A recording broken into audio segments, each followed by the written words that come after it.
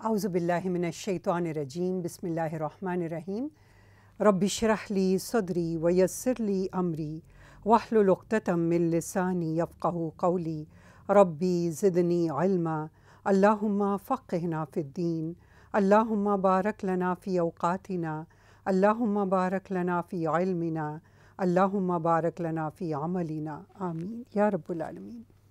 السلام علیکم ورحمۃ اللہ وبرکاتہ۔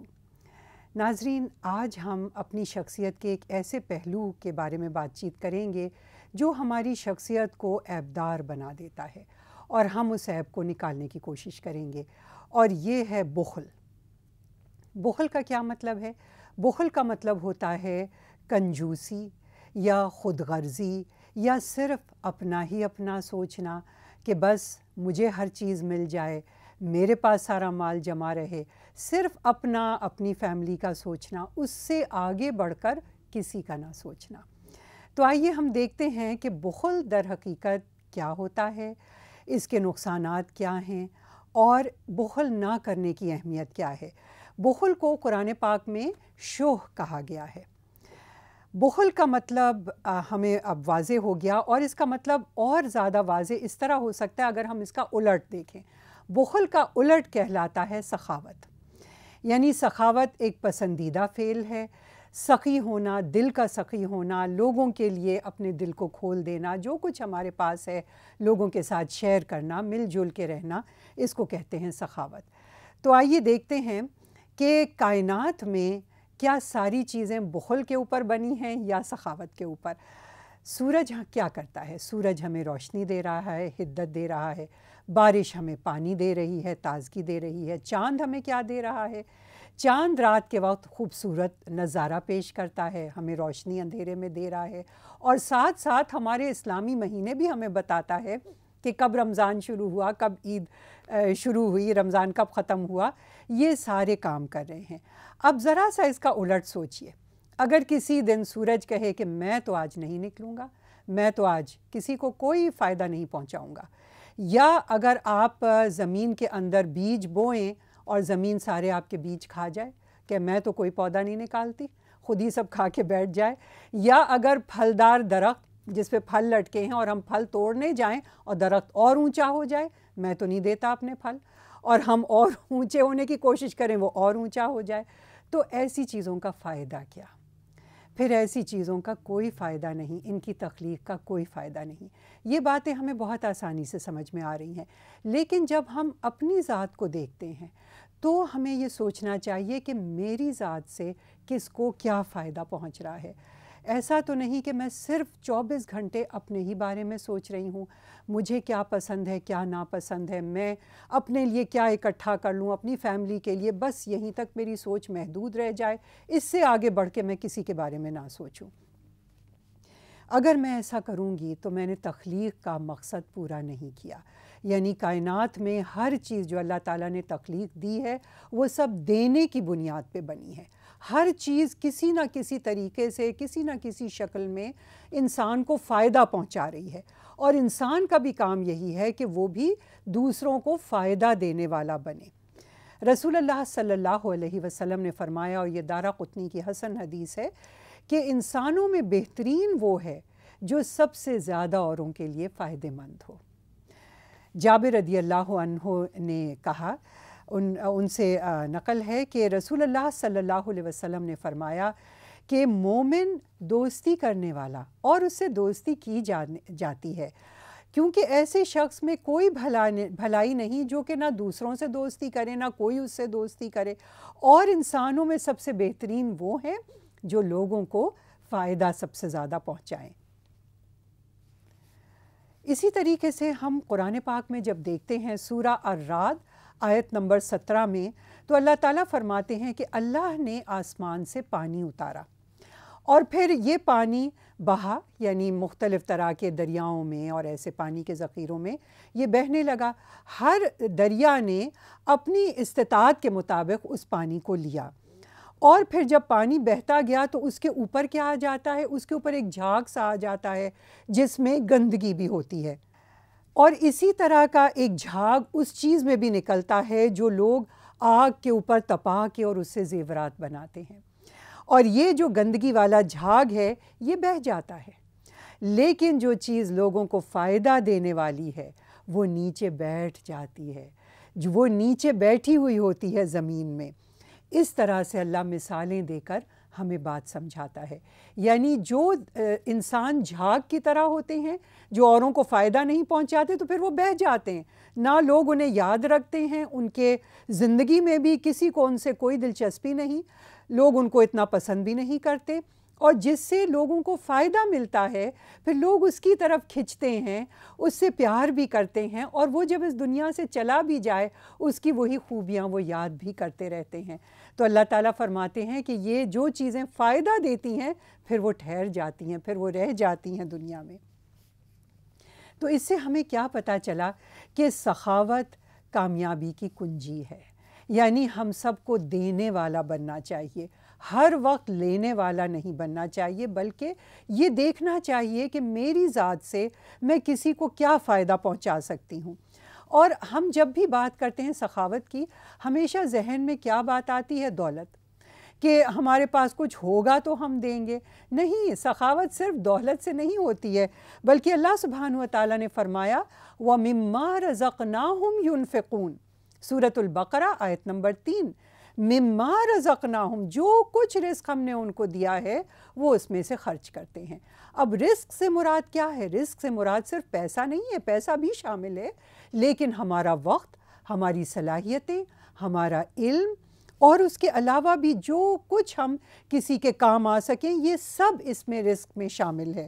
تو اللہ سبحانہ وتعالیٰ کا فرمان کیا ہے اور اللہ کا حکم کیا ہے کہ وَمِمَّا رَزَقْنَاهُمْ يُنْفِقُونَ، کہ انسان کو جو کچھ اللہ تعالیٰ نے نعمتیں دی ہیں وہ ان نعمتوں کو استعمال کر کے دوسروں کے لیے فائدہ مند بنے۔ ہم اللہ سبحانہ وتعالیٰ نے ہمیں یہ سب نعمتیں دی ہیں، ہمارا دل چاہتا ہے ہم اس رب کا شکریہ ادا کریں، لیکن ہم کیسے شکریہ ادا کریں؟ اللہ کو تو ہماری کسی چیز کی کوئی ضرورت نہیں ہے۔ تو اللہ سبحانہ وتعالیٰ اسی لیے چاہتے ہیں کہ اس کے بندوں کے ہم جب کام آتے ہیں اس میں ہی اللہ کی رضا چھپی ہوئی ہے، اللہ تعالیٰ خوش ہوتے ہیں۔ اللہ سبحانہ وتعالیٰ نے سورہ اللیل میں فرمایا آیت نمبر 20 اور 21 میں إِلَّا ابْتِغَاءَ وَجْهِ رَبِّهِ الْأَعْلَىٰ وَلَسَوْفَ يَرْضَىٰ، کہ جب ہم لوگوں کے کام آئیں تو ہماری نیت کیا ہو کہ اس سے رب راضی ہو جائے، صرف اللہ کی رضا کے لیے کام کریں، یہ نہ سوچیں کہ اس کے بدلے میں یہ شخص مجھے کتنا فائدہ پہنچائے گا، وہ تو پھر بہت زیادہ خود غرضی کی بات ہو گئی کہ ہم کسی کے ساتھ کوئی نیکی کریں، کوئی بھلائی کریں، اس کے بدلے میں ہم اپنے لیے ضرور کچھ نہ کچھ فائدہ ڈھونڈ رہے ہیں۔ نہیں، اللہ سبحانہ وتعالیٰ چاہتے ہیں کہ ہم دوسروں کو فیض پہنچائیں، دوسروں پہ احسان کریں، اور اس کا بدلہ کس سے چاہیں؟ اللہ سبحانہ وتعالیٰ سے۔ سورج ہمیں روشنی دیتا ہے، اس کے بدلے ہم سورج کو کیا دیتے ہیں؟ ذرا سا یہ ہم سوچ لیں۔ تو یہ کائنات کا نظام ہے۔ قول اللہ تعالی وَأُحْضِرَتِ الْأَنفُسُ الشُّحَّ، سورہ النساء آیت نمبر 128۔ اللہ تعالیٰ کا ارشاد ہے اور نفسوں میں بخل رکھ دیا گیا ہے، یعنی ہماری ذات کے اندر خود غرضی، بخل، کنجوسی یہ موجود ہے، یہ ایک بنیادی حص ہے ہمارے اندر کہ ہم اپنا بھلا چاہتے ہیں، لیکن یہ کیوں رکھی گئی ہے؟ یہ رکھنے کا مقصد کیا ہے؟ اللہ سبحانہ وتعالیٰ نے اس کو ہمارے امتحان کے طور پہ رکھا ہے کہ بے شک ہم اپنا فائدہ تو سوچیں، لیکن کیا ہم اس سے آگے بڑھ سکتے ہیں؟ کیا ہم اس کے علاوہ دوسروں کا فائدے کے بارے میں سوچ سکتے ہیں، یا سارا وقت ہم صرف اپنا فائدہ سوچتے رہیں گے؟ اور اللہ کو بہت اچھی طرح معلوم ہے کہ انسان کس کے لیے کتنا فائدہ پہنچانے والا ہے۔ اگر ہم دوسروں کو فائدہ پہنچانے کا نہ سوچیں تو ذرا سا تصور کیجئے کہ ہوگا کیا۔ مثال کے طور پہ شوہر اور بیوی کا ہی سوچ لیجئے۔ اگر شوہر صرف یہ سوچے کہ میری خواہش کیسے پوری ہو، میں یہ چیز چاہتا ہوں، یہ کام اس طرح سے ہونا چاہیے، مجھے فائدہ پہنچنا چاہیے، دوسری طرف بیگم صاحبہ کا بھی یہی حال ہے کہ مجھے کیا فائدہ ہو رہا ہے اس کام سے، میری ذات کے لیے کیا ہے اس میں، اگر دونوں اپنی اپنی جگہ اڑے رہیں اور اپنا فائدہ سوچتے رہیں تو ہوگا کیا؟ لڑائی جھگڑا۔ ظاہر ہے اگر دونوں ایک دوسرے کے کام آنے کا نہ سوچیں، ایک دوسرے کے لیے ایک خوشی کا ذریعہ نہ بنے، تو پھر لڑائی جھگڑا ہی ہوتا ہے۔ تو اس لیے ہم سب کو بہت خیال کرنا چاہیے کہ ہماری ذات میں خود غرضی کا عنصر شامل نہ ہو۔ اعوذ باللہ من الشیطان الرجیم، بسم اللہ الرحمن الرحیم۔ السلام علیکم ورحمۃ اللہ وبرکاتہ۔ قال اللہ تعالی وَمَن یوق شح نفسہ فاولئک ھم المفلحون۔ اللہ سبحانہ و تعالیٰ کا ارشاد ہے کہ جو اپنے دل کی تنگی سے بچا لیے گئے وہی فلاح پانے والے ہیں۔ سورہ الحشر آیت نمبر 9۔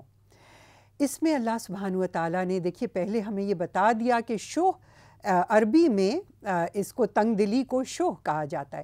ہم نے پہلے اس بات کا ذکر کر لیا کہ اللہ تعالیٰ نے فرمایا کہ شح اللہ نے خود ہمارے اندر رکھی ہے امتحان کے طور پہ، اور اب اللہ تعالیٰ فرما رہے ہیں کہ جو اس شح سے اپنے کو بچا لے گا در حقیقت وہی کامیاب انسان ہے۔ عن ابی ہریرۃ قال قال رسول اللہ صلی اللہ علیہ وسلم لا یجتمع الشح والایمان فی قلب عبد ابدا، رواہ النسائی۔ سیدنا ابو ہریرہ رضی اللہ عنہ سے روایت ہے کہ رسول اللہ صلی اللہ علیہ وسلم نے فرمایا بخل اور ایمان کسی بندے کے دل میں کبھی بھی جمع نہیں ہو سکتے۔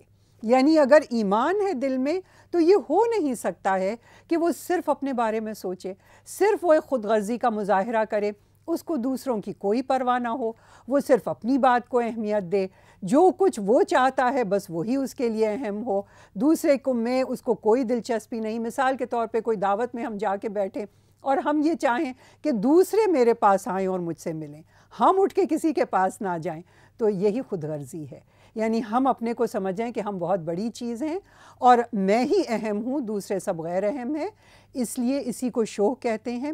تو ہم اس سے اپنے کو بچانے کی کوشش کریں۔ اسی طریقے سے عن ابی ہریرۃ یقول سمعت رسول اللہ صلی اللہ علیہ وسلم یقول شر ما فی رجل شح حالع وجبن خالع، رواہ ابو داؤد۔ سیدنا ابو ہریرہ رضی اللہ عنہ سے روایت ہے کہ میں نے رسول اللہ صلی اللہ علیہ وسلم کو فرماتے ہوئے سنا انسان میں دو صفات بہت بدترین ہوتی ہیں، ایک رلا دینے والی بخیلی اور بزدلی جو دل نکالنے والی ہو۔ یعنی یہ دو کوالٹیز کا ذکر کیا آپ صلی اللہ علیہ وسلم نے کہ بخیلی کسی انسان میں ہو تو یہ بہت ہی بدترین صفت ہے، اور اسی طریقے سے بزدلی۔ جب ایمان دل میں آتا ہے تو انسان دوسروں کا خیر خواہ بن جاتا ہے، دوسروں کو فائدہ پہنچانے والا بن جاتا ہے، اور جب تک یہ خوبی ہمارے اندر نہیں آئے گی اس وقت تک ہمارا ایمان بھی مکمل نہیں ہے۔ عن جابر ابن عبداللہ ان رسول اللہ صلی اللہ علیہ وسلم قال اتقوا الشح فإن الشح أهلك من كان قبلكم حملهم على أن سفكوا دماءهم واستحلوا محارمهم، رواہ مسلم۔ سیدنا جابر ابن عبداللہ رضی اللہ عنہ سے روایت ہے کہ رسول اللہ صلی اللہ علیہ وسلم نے فرمایا بخل سے بچو، اس لیے کہ بخل نے ہی ان لوگوں کو ہلاک کیا جو تم سے پہلے تھے۔ اس بخل نے انہیں اپنوں کا خون بہانے اور حرام کو حلال سمجھنے پر آمادہ کیا۔ تو آپ سوچئے کہ بخل کتنا بڑا عیب ہے کہ اگر ہم میں خود غرضی ہوگی تو کیا ہوگا، ہم رشتوں کو کاٹ دیں گے۔ کیوں؟ کیونکہ ہم ہر چیز اپنے لیے پسند کرتے ہیں، ہر چیز بس میرے لیے ہو، ہر اچھی چیزیں جو ہیں وہ کسی اور کو نہ ملے، مجھ کو مل جائیں۔ ایسا شخص رشتوں کو بھی کاٹ کے رکھ دیتا ہے، یہاں تک کہ بہت بڑھ جائے تو خون بہانے تک پر بھی آمادہ ہو جاتا ہے۔ مثال کے طور پہ یوسف علیہ السلام کے بھائیوں کے بارے میں سوچئے کہ وہ کون تھے۔ یوسف علیہ السلام کے بھائی یوسف علیہ السلام کی طرح پیغمبر کے بیٹے تھے، یعقوب علیہ السلام کے بیٹے تھے۔ ان کے دادا کون تھے؟ وہ بھی پیغمبر تھے۔ ان کے پردادا کون تھے؟ وہ بھی پیغمبر تھے، یعنی ابراہیم علیہ السلام کی نسل سے تھے وہ، اور اس کے باوجود کیا ہوا؟ یہ شوق ہی تھا، یہ خود غرضی ہی تھی۔ وہ چاہتے تھے کہ باپ کی ساری محبتوں کا مرکز بس وہ بنے۔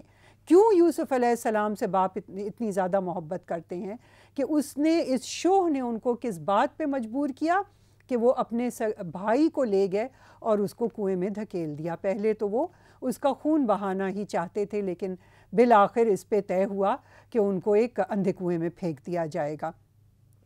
ہمیں اس مثال کے ذریعے اللہ سبحانہ و تعالیٰ کیا سکھانا چاہ رہے ہیں کہ ہم اپنے دل سے اس خود غرضی کے عنصر کو نکال دیں، کیونکہ اس سے پھر یہ بہت زیادہ خرابیاں جنم لیتی ہیں۔ مثال کے طور پہ ایک بھائی بہت مالدار ہے، دوسرے بھائی کے پاس کچھ کم دولت ہے۔ اب ہوتا کیا ہے، کیا دیکھا جاتا ہے معاشرے میں کہ جو دولت مند بھائی ہے وہ جو کم حیثیت کا بھائی ہے اس سے ملنا ہی پسند نہیں کرتا، اس سے منہ موڑ لیتا ہے، وہ لوگوں میں اس کو ملاتے ہوئے شرماتا ہے کہ یہ میرا بھائی ہے۔ یہ ساری باتیں کس چیز سے جنم لے رہی ہیں؟ اسی مرض سے، خود غرضی کے مرض سے، شوہ کے مرض سے۔ کوئی کسی سے اگر غلطی ہو جائے اور ہم اس کو معاف نہیں کرنا چاہتے، یہ بھی کس چیز سے جنم لیتی ہے؟ یہ بھی شوہ سے جنم لیتی ہے۔ یعنی انسان اتنا خود غرض ہو جائے، اتنی اپنی بڑائی میں مست ہو کہ وہ دوسرے کی غلطی تک معاف نہ کر سکے۔ ہمیں اسی طریقے سے دوسروں میں پھر کوئی دلچسپی بھی نہیں ہوتی۔ دوسرے کوئی بات کریں، ہم ان کی بات کو کوئی اہمیت نہیں دیتے، ہم صرف اپنی ہی بات کو اہمیت دیتے ہیں۔ یہ سارے علامات ہیں شوہ کے۔ تو آئیے ناظرین، ہم اس کے بارے میں دعا بھی کرتے ہیں اور شعوری کوشش بھی کرتے ہیں، کیونکہ جب تک ہم دعا نہیں کریں گے یہ خصوصیات ہمارے اندر نہیں آئیں گی۔ صرف پروگرام سن لینا، صرف ایک اچھی چیز کو پڑھ لینا، اس سے ہماری عادتیں، جو پرانی عادتیں ہیں، وہ اتنی آسانی سے نہیں بدلتی۔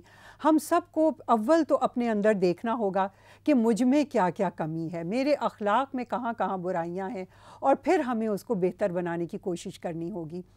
اس کے لیے دو چیزیں بہت ضروری ہیں، نمبر ایک دعا، اور نمبر دو شعوری کوشش۔ شعوری کوشش میرا اور آپ کا عمل ہے، وہ ہمیں خود کرنی ہوگی۔ دعا ہم آئیے مل کے ایک ساتھ کرتے ہیں۔ تو میں دعا پڑھتی ہوں حسن اخلاق کی، اور میں چاہوں گی کہ آپ میرے ساتھ دعا پڑھیں۔ بسم اللہ الرحمن الرحیم۔ اللہم کما احسنت خلقی فحسن خلقی۔ اے اللہ، جس طرح آپ نے میری صورت اچھی بنائی ہے، اسی طرح میرا اخلاق بھی اچھا بنا دیجئے۔ رواہ احمد۔ اور ایک اور بھی دعا ہے حسن اخلاق کی، وہ بھی ہم پڑھ لیتے ہیں۔ اللہم اہدنی لأحسن الاخلاق لا یہدی لأحسنها الا انت واصرف عنی سیئہا لا یصرف عنی سیئہا الا انت۔ کیا مطلب ہے اس کا؟ اللہم، اے اللہ، اہدنی، مجھے ہدایت دے، لأحسن الاخلاق، بہترین اخلاق کی، لا یہدی لأحسنها الا انت، تیرے سوا کوئی بھی اچھے اخلاق کی ہدایت نہیں دے سکتا۔ گویا یہ قرآن اور سنہ کی ہدایت ہی ہے جس کی روشنی میں ہم اپنے اخلاق کو خوبصورت بنا سکتے ہیں۔ وَاصْرِفْ عَنِّي سَيِّئَهَا، اور برے اخلاق کو مجھ سے دور فرما دے۔ لا يَصْرِفُ عَنِّي سَيِّئَهَا إِلَّا أَنْتَ، کیونکہ تیرے سوا کوئی بھی مجھ سے برے اخلاق کو دور نہیں کر سکتا۔ یہ صحیح مسلم میں دعا ہے رسول اللہ صلی اللہ علیہ وسلم کی، اور آپ سوچئے کہ رسول اللہ صلی اللہ علیہ وسلم یہ دعا فرمایا کرتے تھے تو میں اور آپ کہاں کھڑے ہیں۔ کتنا ضروری ہے کہ ہم بھی یہ دعا کریں، روزانہ کریں، اور ساتھ ساتھ شعوری کوشش کریں کہ اللہ رب العزت ہمارے بھی اخلاق کو خوبصورت بنا دے، جیسا کہ رسول اللہ صلی اللہ علیہ وسلم احسن اخلاق کے مالک تھے۔ اللہم صلی علی سیدنا محمد وعلی آل محمد کما صلیت علی ابراہیم وعلی آل ابراہیم انک حمید مجید۔ اللہم بارک علی محمد وعلی آل محمد کما بارکت علی ابراہیم وعلی آل ابراہیم انک حمید مجید۔ ربنا تقبل منا انک انت السمیع العلیم وتب علینا انک انت التواب الرحیم۔ سبحانک اللہم وبحمدک اشہد ان لا الہ الا انت استغفرک واتوب الیک۔ سبحان ربک رب العزت عما یصفون وسلام علی المرسلین والحمد للہ رب العالمین۔ آمین یا رب العالمین۔ السلام علیکم ورحمۃ اللہ وبرکاتہ۔